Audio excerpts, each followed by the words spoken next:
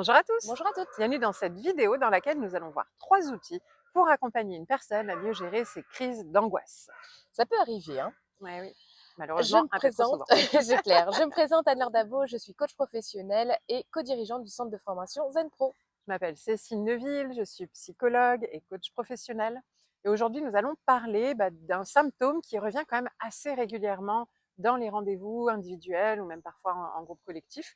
Ce sont les crises d'angoisse. Alors, qu'est-ce que c'est qu'une crise d'angoisse? Eh ben, c'est une crise où on va perdre le contrôle. La personne Complètement, va ouais. perdre le contrôle. Elle a été déclenchée par un élément externe Mm. du coup, ça peut se manifester par soit un On n'arrive plus essoufflement, on n'arrive plus à à respirer, respirer, souvent on a c'est l'impression d'étouffer. une Euh, contraction. oui, c'est ça, c'est plutôt une contraction. Mais il y en a d'autres aussi qui peuvent Ouais. se matérialiser par un rougissement de la Oui, peau bien sûr. et ils se sentent mal à Le cœur qui l'aise. accélère, Voilà. perd Donc, la on le perd le fil des contrôle du pensées. corps, en fait. Ouais, on peut s'effondrer, hein, il y en a qui Mm. s'écroulent, hein, qui vont vraiment tomber dans les pommes, physiquement, hein, clairement. Donc, là, c'est vraiment on parle de peur, donc une peur, OK, une peur irrationnelle encore plus et une peur démesurée, j'ai envie de dire. Mm. Irrationnelle dans le sens où elle n'est pas, liée à, une crise d'angoisse n'est pas liée à il y a un ours qui m'agresse, c'est pas ça. Ah non, Souvent, il y a pas vraiment de fait concret et c'est ça qui est le plus, déstabilisant. déstabilisant pour la personne. C'est vraiment ce côté, c'est une angoisse, c'est flou, c'est abstrait et c'est, non maîtrisable. C'est complètement, voilà, c'est là et on ne sait pas quoi en faire parce qu'on maîtrise rien, il y a plus de contrôle. C'est pas comme l'anxiété non plus. Une anxiété, on a fait une vidéo, vous pourrez la découvrir pour la gestion de l'anxiété.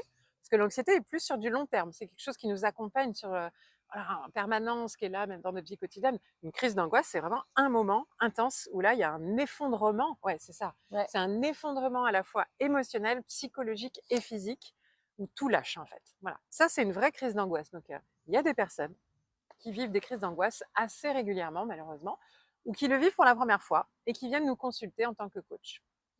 Attention quand même. Oui, si vraiment vous Mmh. sentez que, faut savoir ses limites. Mmh. On n'est pas non plus, il faut quand même être sûr que la personne On n'est pas en soit en danger, quoi. sécurité Mmh. et pour ce cas, si vraiment vous sentez que les crises sont quand même trop fréquentes et qu'elles Trop sont trop intense. intenses, Ouais. Mmh. n'hésitez pas à lui conseiller aussi d'aller voir un Mmh. psychiatre ou psychologue à côté pour Qui est vraiment avoir un spécialisé dans les crises d'angoisse, accompagnement, tant qu'à faire. global. Mmh mh. Vous pouvez être complémentaire, Voilà. mais Donc, vous ne pourrez jamais remplacer malgré tout la les présence d'un professionnels de la santé exactement, mentale, comme on l'appelle. exactement. Maintenant, il y a quand même des moindres mesures et il y a des fois où les personnes vous consultent pour d'autres choses et on aborde le sujet des crises d'angoisse. Et on a quand même un rôle qu'on peut jouer dans ces moments-là. On va voir 3 façons d'accompagner une personne à mieux maîtriser ses crises d'angoisse, voire à les limiter. Et justement, la première clé, c'est comment anticiper pour limiter les risques de crise d'angoisse.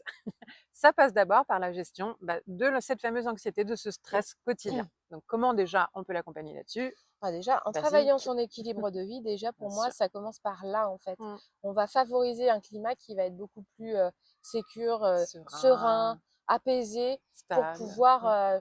éviter finalement, C'est ça. créer l'environnement efficace pour ne pas avoir ces crises d'angoisse qui se manifestent. Voilà, on peut les amener à mettre en place des rituels de relaxation, de respiration, de sieste, de massage, des choses qui apaisent, qui détendent le corps, l'esprit et les émotions, puisqu'on sait que la crise d'angoisse vient d'un mélange des trois. Donc, c'est amener un territoire quotidien dans lequel la personne s'épanouit en sérénité intellectuelle, une calme de la charge mentale, etc. Donc, tous les outils qui peuvent servir à ça. Une sérénité émotionnelle en travaillant sur toutes les relations, une sérénité physique en travaillant sur la relaxation physique du corps. Donc ça, c'est déjà en amont tout ce qu'on peut faire pour prévenir et éviter les potentielles crises d'angoisse.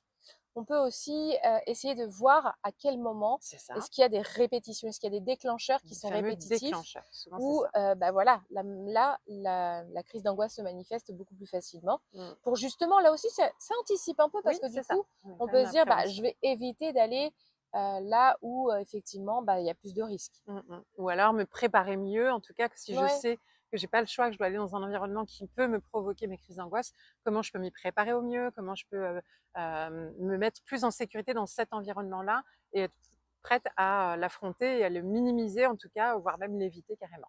Donc ça, c'est plutôt en amont. Et ensuite, du coup, on va aider la personne aussi à restructurer ses pensées. Donc, c'est-à-dire, on va lui apprendre à identifier des pensées qui créent ces crises d'angoisse. Donc, c'est souvent des pensées limitantes, souvent irrationnelles, comme je le disais, et donc pour les refaire ce qu'on appelle une recognition positive. Une crise d'angoisse, c'est ce qu'on peut avoir un exemple, une personne qui va être...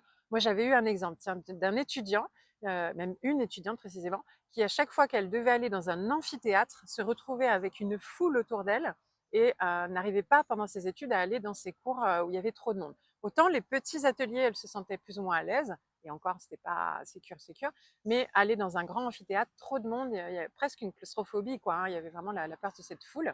Et donc, du coup, elle, c'était d'identifier à la fois les repères, etc., mais surtout d'identifier les pensées qui étaient associées. Et pour elle, c'était pas clair parce qu'elle n'avait pas conscience de pourquoi. Et donc, on a mis des mots, voilà, et elle avait identifié que c'était se retrouver au milieu des gens. Je passe inaperçu, s'il m'arrive quelque chose, personne s'en rendra compte, et en même temps, je pourrais être agressée par n'importe qui. Donc, il y avait des peurs qui étaient irrationnelles dans ce contexte-là, où il y a quand même une certaine sécurité. Donc, recognition positive, c'est quels sont les éléments de sécurité dans l'environnement, en quoi, quelles actions tu pourrais faire sur le moment, finalement, qui permettraient de te rassurer et d'éviter que ça puisse arriver, de réaliser que finalement c'est peu probable que ça arrive. Mais tout ça, le fait de le verbaliser, d'en échanger, permet de réduire un peu le risque irrationnel, parce que les pensées deviennent plus réalistes, de revenir à une réalité concrète de l'environnement dans lequel elle a peur d'avoir des crises d'angoisse. Donc ça, c'est une des deuxièmes clés, la recognition positive au niveau intellectuel. Et la Alors troisième, là, on a vu le avant, mais le il y a pendant un aussi peu, le moyen que on ouais, est face à face avec c'est la ça. personne et elle rentre Parfois, en ça crise arrive quand même. d'angoisse. Du coup, là, c'est de trouver des solutions dans l'instant T pour pouvoir l'accompagner au mieux à désamorcer finalement cette crise d'angoisse au travers de petits exercices tels que la respiration déjà. Dans un premier S'isoler. temps, isoler la personne, lui donner un verre d'eau pour essayer de l'apaiser au maximum et de ralentir le rythme dans lequel elle s'est lancée par elle-même et qu'elle n'arrive plus trop à contrôler en fait. Et là, tu parles du verre d'eau, ça me fait penser de l'aider à anticiper quand ça va lui arriver, qu'elle sera seule, que nous, on ne sera pas à ses côtés, d'avoir par exemple, si le verre d'eau peut être une solution pour elle, toujours une bouteille d'eau sur elle et se dire, ok, si ça commence, qu'est-ce que vous pouvez faire? Justement, peut-être s'asseoir pour respirer, parce que souvent, voilà, on perd le contrôle du corps, donc déjà s'asseoir, prendre le temps de bien respirer, s'isoler à part pour pas être entouré de trop de monde, justement, pour pas avoir en plus la pression du regard social, prendre un verre d'eau pour boire. Moi, je sais que quand j'ai eu des personnes en crise d'angoisse, le verre d'eau a souvent été très utile à ce moment-là. Il y a quelque chose de très concret et rationnel dans le fait de boire de l'eau, et qui apaise automatiquement la respiration, le souffle, le cardio, etc. L'inviter à s'asseoir, à boire de l'eau, à respirer, à s'isoler, et aussi trouver les ressources vers lesquelles elle peut se connecter à ce moment-là. Est-ce qu'elle peut envoyer un message à quelqu'un? Est-ce qu'elle peut appeler quelqu'un? Est-ce que dans cet environnement-là, il vaut mieux qu'elle y aille accompagnée d'une personne en particulier? Peut-être que c'est quelqu'un qui fait ponctuellement une intervention sur scène, et quand son conjoint est là, ça va mieux. Donc le fait de savoir que son conjoint est là peut être une aide au cas où il y a la crise, et le conjoint de l'aider, en quoi il peut vous aider sur ce moment-là. Et ça aussi, le préparer et l'anticiper pour gérer les cas où ça arrive, quoi qu'il arrive, malgré toutes les préparations qu'on a pu faire avec elle.